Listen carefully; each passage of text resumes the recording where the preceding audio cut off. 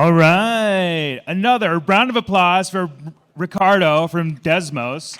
We're always excited about that airdrop. Always love a good airdrop. Awesome stuff, awesome stuff. All right, guys, we got one more panel. Look at all these chairs. Look at all these chairs. This is a big thing. Coming up on stage, I'm usually pretty good at memorizing everybody's names, but this is 6 people, and my brain can only do 4. So for the last panel of the day, for the NFT panel, I would like to welcome up Mr. Nicolas Weber, who you guys already are familiar with, Mr. Shane Vitarana, who is the co-founder of Stargaze, Mr. Peter Lindström, who is the director of Passage 3D, and Tor Bair, who is the founder of the Secret Network. Michael Sofer? Oh, I did it! Oh, hell yeah. Who's the founder of Pylons, and our moderator, Mr. Marc Zeller. Welcome aboard, guys. Thank you.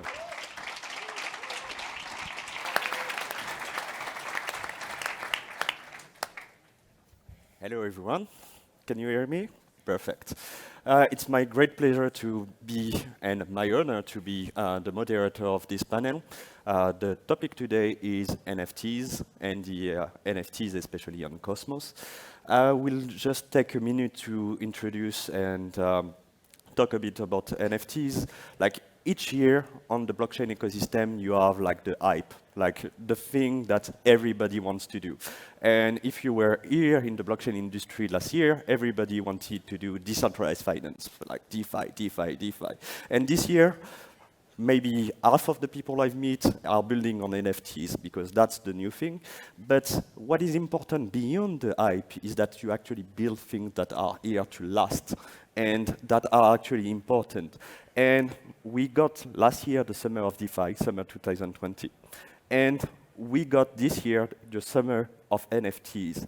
And the art market, due to the pandemic this year in 2021, usually is, in terms of volume, between $50 and $70 billion of volume per year.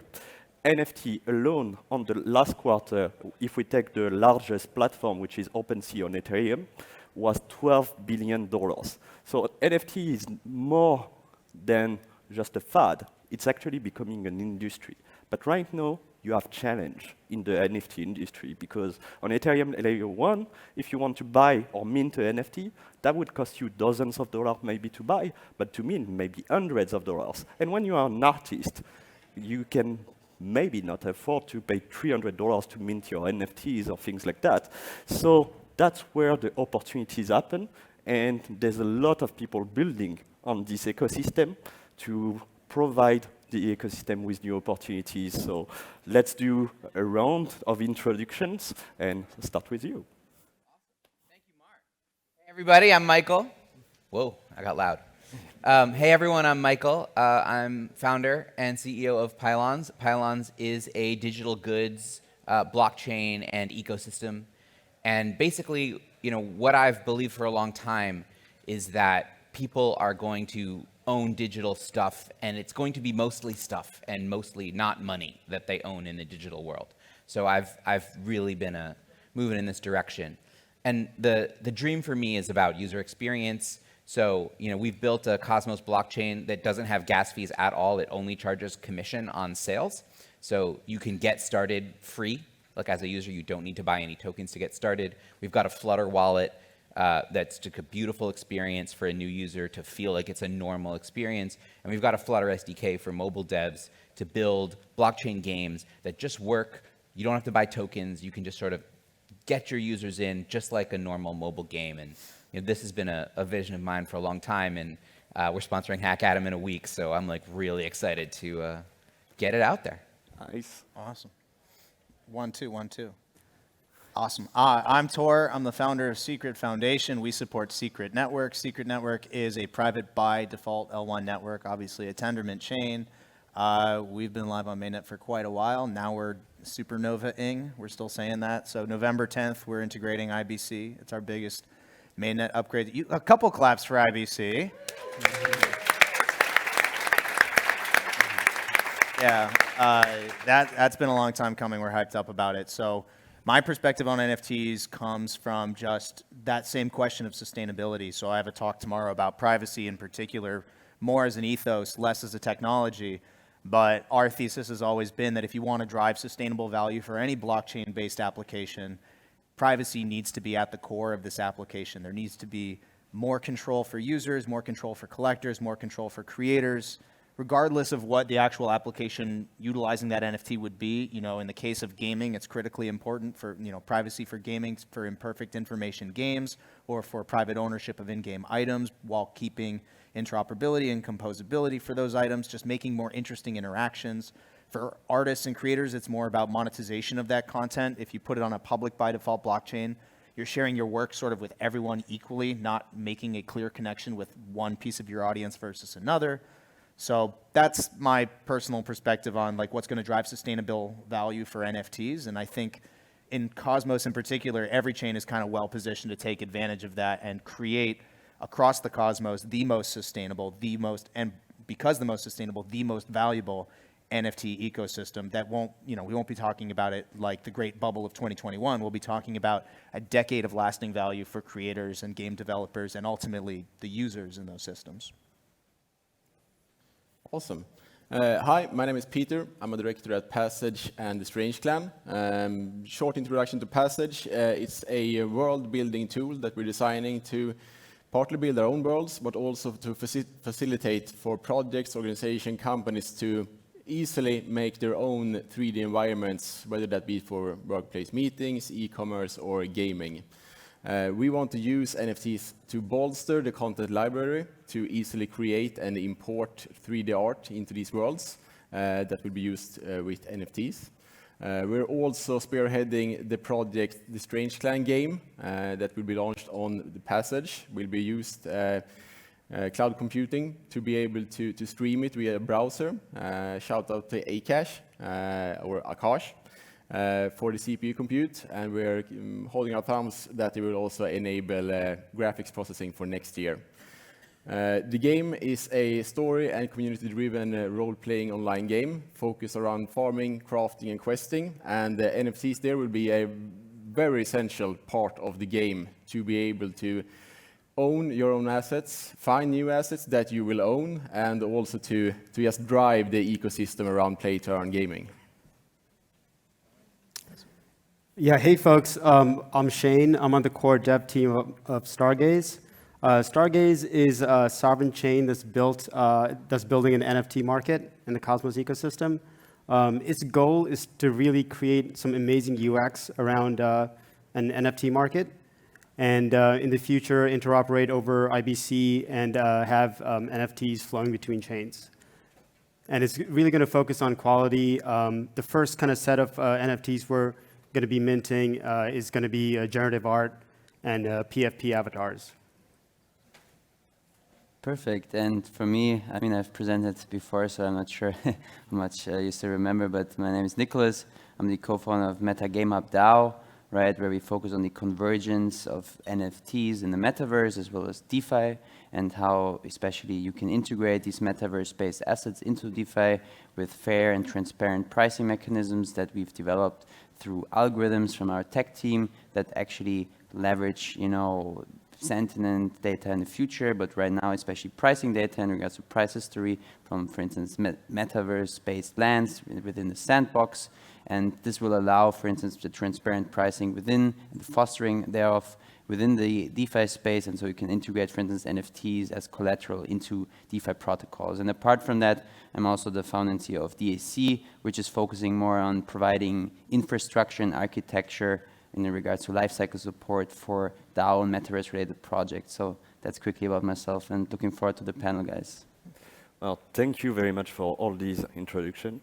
And what I really love about this panel is that we all work into the same industry, but we do things that are so different from each other. And still, I can sense the potential synergy for the future.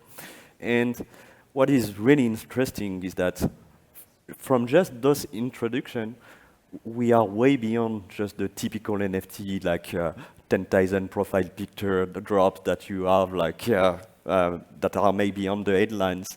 And do you think that the market is maturing with like more sophisticated forms of NFTs, like beyond the typical CryptoPunk fork that we can observe for the past few months? I can speak to that, at least from my perspective. I mean, yes and no. I hesitate to say that anything in the NFT space is necessarily mature in any sense of the word. There's plenty of things in the NFT space that are incredibly immature, which is possibly what's making them so popular and so valuable. So I don't think we necessarily need to get away from... I've heard so many people describe now that like NFTs have made the internet fun again. And, you know, it is a massive creative space.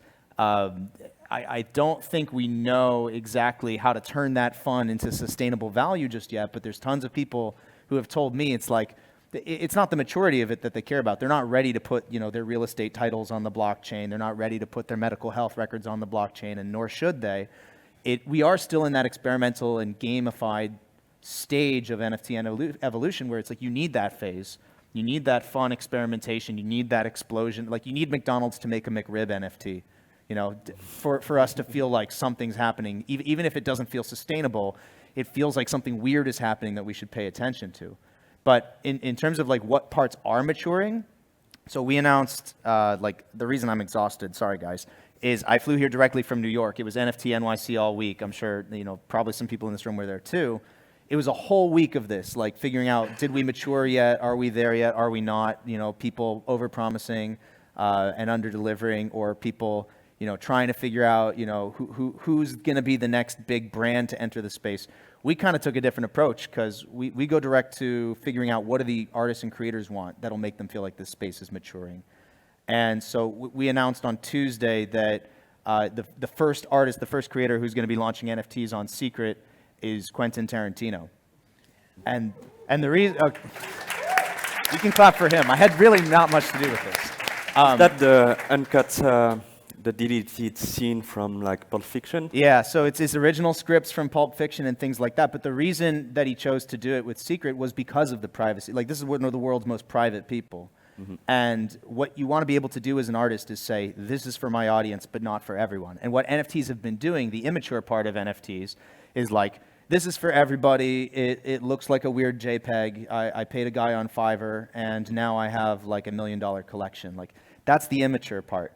What we're trying to do, and what I think everybody on this panel is trying to do, is get to that next phase where it's like, okay, what do we need to do to make people take it seriously? And you have to work with serious people, but then you have to provide them a serious use case. So I think we really are there. Maybe this is that inflection point where people are seeing how it can be used. But I don't think we're going to stop seeing people use it for all the ridiculous stuff either. I think we're just going to be in this weird, fun middle phase for a bit where people are doing the most serious stuff with NFTs you can imagine, like the world's biggest artists and fine artists and brands are getting involved, and you'll still have crypto dick butts or whatever. Like that's not going anywhere. We can have both at the same time, and it's just going to feel really weird. Yeah, I mean, just to add on to what Tor is saying is that, like, you know, if you're building anything serious, first it starts off as a toy, and we're still kind of in the toy phase of NFTs. And you had to kind of think of Cosmos, the Cosmos ecosystem compared with Ethereum, and has to go through phases, right? So Ethereum is kind of showing us that people love this stuff. They love like the fun little toys and the avatars and the generative art and stuff like that. And you know, being a builder in Cosmos, the Cosmos ecosystem has a history of like very lofty and grandiose kind of ideas and plans. And sometimes you kind of have to take a step back and build the minimal viable product first, right? So you can't have like land NFTs and all that this kind of stuff until you build the toys first. So like, you know, first we need just a very, very basic NFT market with an amazing UX. That's kind of what we need now. Yeah, I mean, NFTs are about community. You buy something and you immediately become a part of that community, enforced through Twitter, Discord, and so on. And I think that will never go away. But I think also that the possibilities that Cosmos brings to NFTs is the smart contract combination of them as well, to be able to have royalties, to be able to have small, quick transactions executed via your NFTs. That's not something that was possible with Ethereum, but something that is very common and very native for the Cosmos ecosystem. So I think that technology will have amazing potential for NFTs. But as you say, we're still very early in the stage. But everything is here. The technology is here. We have an amazing community. And what's amazing here is that we are all working within the same space, but there isn't any competitors. We are so very early. So what we need is adoption. We can have the best marketplace available, but if we don't have any content, we don't have any audience to be able to transact in that population as well. So by having more marketplaces, by having good quality content on more marketplaces, that will bring the audience in, that will bring new creators in that hasn't been working with blockchain. We've been partnering with some projects as well. And especially it will also open up the eyes to the current NFTs that's launched on Ethereum to see what are the benefits, what are the pros, what are the cons to remain on Ethereum, or should we venture out and try Cosmos, for example. And I think that's the main opportunity for the Cosmos network. Like, in order to have that diverse pool of use case and application for the NFT ecosystem, you need a diverse set of blockchains that can be application specific, that can be specialized in gaming, that can be with zero transaction fee. And that's the leverage, I think, and the opportunity for the Cosmos ecosystem. And we have an example with you. Yeah, I'm a huge believer in application-specific chains. I mean, it was the thing that drew me to Cosmos in the first place in 2016. You know, when I first read the white paper, and I was like, oh, okay, this is how we can scale blockchain. And nobody had an answer until Jaquan had an answer. And so, you know, I've been all aboard that train for a long time. I think making the smallest chain you can make, the simplest chain that you can make, and making it as fast, as efficient, and as inexpensive as you possibly can, that's how you become something that's a building block in like a broader future. Because I think we're not remotely anything that could be called mature, right? We're like people hitting a mouse with a stick and thinking like, is this the Major League Baseball? Like, no, like if you think about the cultural power of like a Major League jersey, right? That like you give to like your kid on your kid's birthday, and all of the things that are tied up in that, the team, the player, the child, the place you live, the places you'll wear that, the way people will respond to it. The human culture is incredibly complicated and incredibly subtle, and digital property is gonna get there. And so like what we have is like barely the beginning. I'm incredibly excited about like the future. And I think if you want to be part of it, there's room for so many things here. Just build something really simple that really works. People will plug in and it's going to be a whole new world. Completely agree. And Shane, I think you have a vision that is close to that. Yeah. I mean, you know, just touching on the app-specific chain stuff, it solves a lot of problems we have on Ethereum right now. So right now, if you're minting or bidding, you have these gas wars. And you have these wars for like bidding prices and stuff like that. I think Cosmos chains have really solved that problem. You know, gas is going to be so much cheaper, but it also introduces other problems. Like now it's way easier to spam people, right? So you kind of have to keep that in mind and build NFTs a little differently. But I'm very excited about having a lot more like block space that's dedicated to NFTs.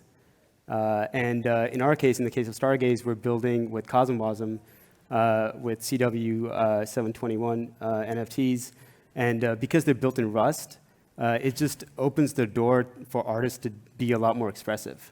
Like if you're doing generative art, like a lot more of the art can live in the contract, which I think is going to be super cool. A lot of people are talking about NFT for the art part, the gaming part. But I think like the hidden elephant in the room is also the financial part of NFTs. Because obviously your NFT can be a CryptoPunk or an asset in a game, but I think most people, and that's where the synergy happened between the previous cycle for decentralized finance and the new cycle for NFTs, it's all about gamification of finance through gamification of NFT games that will leverage DeFi protocol, these kind of things.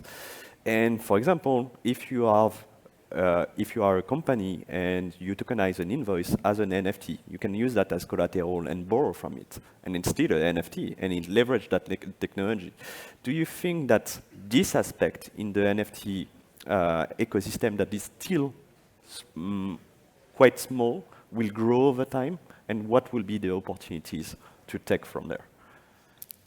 I'm nervous about collateralizing NFTs, which are notoriously illiquid, and then making them like underpin a whole bunch of stuff. I've said it on like a podcast before that like my nightmare scenario is we suddenly start collateralizing all of these like profile picture NFTs and then repackaging them. And then there's an NFT rating agency. And now we have subprime NFT loans. And suddenly someday everybody wakes up and they're like, wait, we still like apes? And then the market just collapses, and then we realize that we collateralized half of Cosmos-based DeFi with apes, and then it's just that's more my concern. I put a talk together once called "Rebuilding the Bomb," which was like exactly that. Basically that. Like, so yeah, this is what happens when like I come from like before getting into blockchain and everything. The first 4 years of my career were in derivatives trading, and like during like right after 2008, right during the flash crash. And like there's plenty of things people know in the blockchain space that I have no idea about. One thing I do know is that over-collateralizing things and assuming things are uncorrelated when they are is always a disaster. But I really do like the idea of like, what types of NFTs could you collateralize, could you use to underpin these types of applications? And that's where it gets back to how do we create NFTs that can like provably have sustainable value, not because of how the market values them, but because of what they unlock access to. And if you can value what they give you access to, you can put some sort of more sustainable value on the NFT itself. Those use cases, I think you'll actually start seeing immediately. I also think you'll start seeing the terrible use cases immediately because no good idea goes unpunished. But I think again, it's evolutionary. Once you start seeing what succeeds and fails in practice, I think we're going to start gravitating towards those more sustainable use cases and away from the ones where we're using PFPs as like under collateralized loans. Yeah. So I want to stick out some territory that's actually like, I think pretty out there, which is that the answer to your question, in my opinion, is no. And that digital goods is much bigger in the end than money and collateralization in finance. And that what is going to make this go to billions of people is that it isn't about trying to turn it into a financial instrument. It's about stuff you love. It's about stuff that matters to you. It's about the items that mediate your whole cultural life. So to my way of thinking, like that, the idea of like, well, how much is this worth?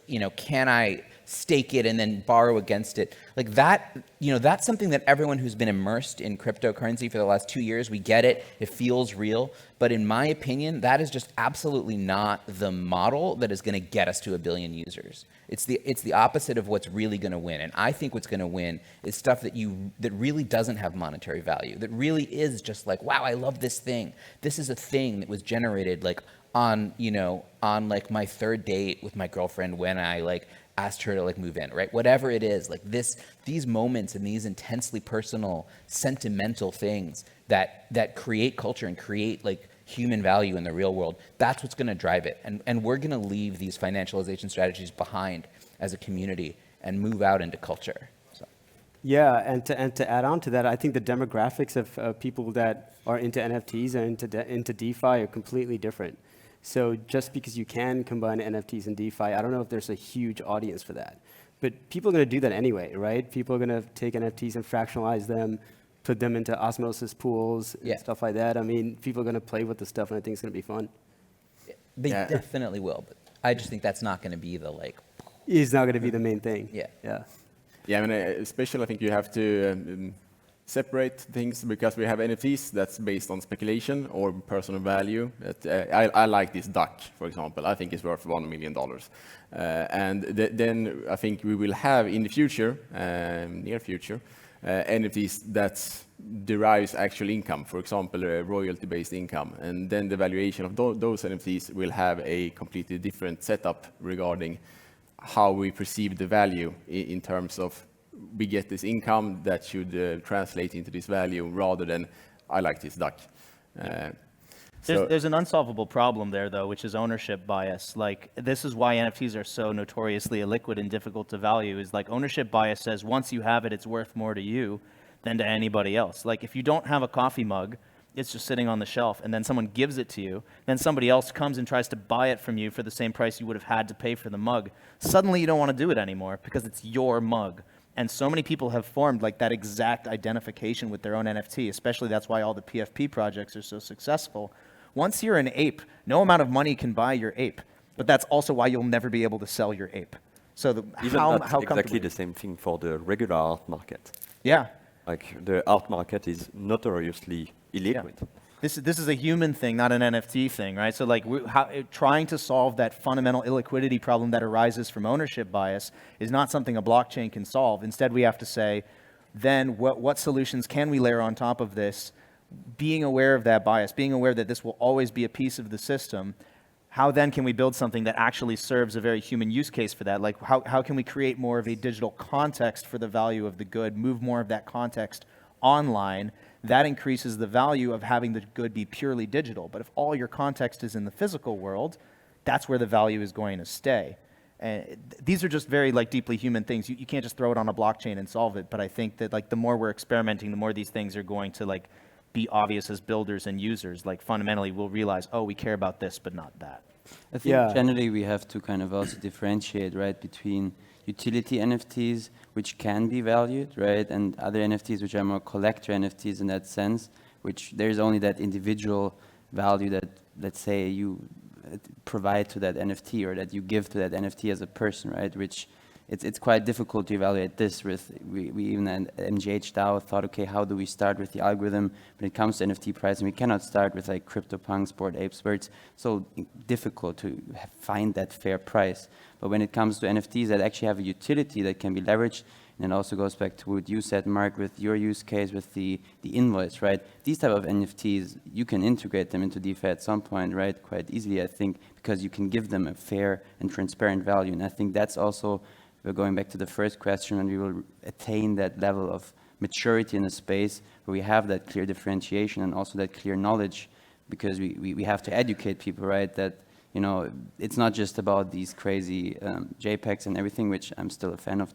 Still, it's great, right? But that's just like a different thing than utilizing NFTs for purposes within these diverse ecosystems. Exactly. For example, we're exploring now for a marketplace for Passage to enable content creators to upload NFTs that's tied to 3D art for Unreal Engine. So that art can then be used by world creators and even, for example, players in the Strange Clan. So I want a decorative vase in my house. I don't need to buy the NFT for it, so I own it personally, but I can buy the right to use it, and then the content creator that owns the NFT then gets a royalty. And in the same instance, if a project is building a world, they will have a lot of native assets in a library that they can use, and then they can pay a small fee for them just to drag and drop that house, mountain, for example, into the world, and then the creator will receive a small royalty for that usage. One topic that is important and that is not covered, and it's more for you, Tor, is that one of the issues with the NFT ecosystem is that often one address, you know every NFT that this address owns, and you know how much they buy their NFT for what, when, if they transfer between another address. And I think that it's a real issue for privacy. Like, I really believe there's like a use case and added value to have privacy, because you don't want anybody to know if you want to OTC your NFT to a friend. You don't want anybody to know exactly for how much and when that happened and all this kind of use case. And right now, the blockchain, by definition, is auditable, is verifiable, and if I go to OpenSea, I will see the full history of one particular NFT. If I go to the CryptoPunk Lava Lab, I will see the full history. And also, if I own a CryptoPunk that is worth 100 ETH, maybe I don't want everybody to know that it's me, because that's a huge target on my back, because 100 ETH is a lot of money. And there's not enough project working on that. Are you working? Obviously, secret network. But I was waiting for a question, or if we were just going to agree on everything. No, yeah, the reason we made the hats, right? I think we may have one or two left. Is that's exactly it. Yeah, I think people actually get it more with NFTs than with DeFi. Like we say the same thing for DeFi. Like you don't tweet your bank account everywhere. You know, you don't have all of your credit history exposed for the entire public, unless of course you use Experian, in which case you do, or Equifax. It's just inevitable. It'll be everywhere. It's on the dark web. Go look it up. But like you don't want that, but that's what DeFi has been and is like you do just have your entire blockchain history there, your whole credit history there, whatever. I think with DeFi, because everything is so like mercenary capital all the time, people just chasing for yields, privacy can kind of get swept under the rug because, privacy, everything has a cost. If you're willing to sell your privacy for just a little bit, which you shouldn't, but if you're willing to, you can. And DeFi has plenty of use cases for exactly that trade. But in NFT land, it's exactly what you're saying. Like, as opposed to fungible tokens where, you don't want people to know that you have like thousands and thousands of ETH because that's a security risk, but at least your ETH and somebody else's ETH and somebody else's ETH, that's all fungible. You have some sense of like anonymous or pseudonymous ownership of your assets. NFTs, the more we make one-of-one NFTs, very specific, owner-specific NFTs, these sit in wallets. And now, anytime you claim socially, in a cultural context, ownership of this asset, you associate it with your identity, that's your wallet right there. That's you forever, the wallet that holds it. And if you try to move it somewhere else, it's still you. Everybody knows. Like that provenance is always on the blockchain. So the way that Secret works, if you don't know, it's a private by default L1 chain, which means all the tokens issued on the blockchain have privacy by default, meaning privacy for ownership, but also privacy in the case of NFTs for metadata. And what you're describing is more like the privacy of ownership, which is crucial. But as you send tokens around Secret Network, you get privacy by default for these NFTs. You can transfer ownership, you can have a private sale. Nobody needs to know unless you choose to reveal it. But the private... I think that's the important point. I think we have, as an ecosystem, to move from the idea of one guy is one address, which is one wallet, to one guy is a profile that he chooses to show to the world, and he chooses to show what he wants to show and to whom he wants to show that to the world. And that profile is linked privately to X amount of wallets. Yeah, choice. I mean, I won't yak about this anymore because I have a 30-minute talk on this tomorrow, but privacy is choice, and privacy is consent. And with NFTs, with things that are just deeply personal like that, even more than DeFi, which can feel impersonal, NFTs are built to be personal. And privacy is going to be even more critical for that side of the Web3 ecosystem. If we're not thinking about it from day one, we're going to wake up in a year and wish we had. Yeah, I think it's great to have privacy as an option. But what we've seen on Ethereum is that people love to show off and like flex their NFTs, right? So so far, it doesn't seem to... People in the US will be very happy to, when like the IRS will say, "Oh, come you have a CryptoPunk worth 200 ETH on your Twitter under your real name." Can you explain that to us? I think they will flex less when that happens.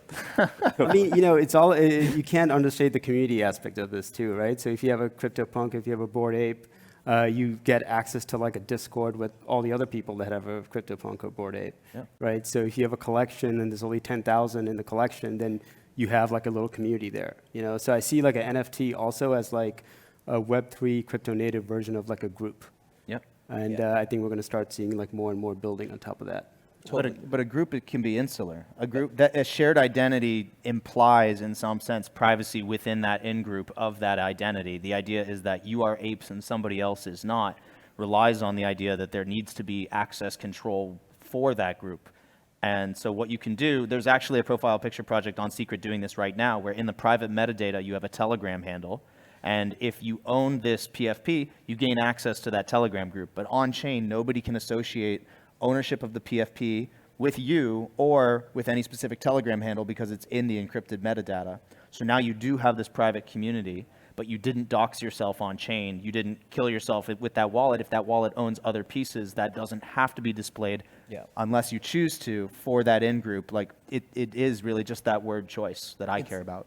It's so essential, I think, because everything about culture and community is performance. And in the end, like we're all performing, right? We're all sort of like trying to be these people for each other. And every community that you're a part of, you show up with some subset of yourself, right? You don't really show up to any group of people with every part of yourself. And that is like, that's the nature of like human social interaction. And so being able to show up in a context, and you do want to flex, you definitely want to flex, but you don't want to show up with every part of who you are to every group. You want to show up with like, this is like who I am to this community. And that's why I'm saying I don't think you are really like incompatible. Like I think what Tor's doing is like exactly the way to make flexing really perfect. Totally. Yeah. I think one of the emerging trends and point of interest in the industry is the concept of social graph. And that is basically what you guys are saying. That this idea that you have, for example, token-gated communities that will allow you access to special Discord, and the ability that you are in control, because the whole point of blockchain is give back ownership to the user. Bitcoin was give back ownership of money to the users out of the banks and out of what was there before. And I think this ownership of what you can show and not show to the ecosystem, and also when you are in application-specific ecosystem, you are there to do that with people that are going to do the same thing than you, and everything else that you do that on other blockchains that are also specific to do other stuff. And that's also one of the value proposition, I think, of Cosmos. Yeah.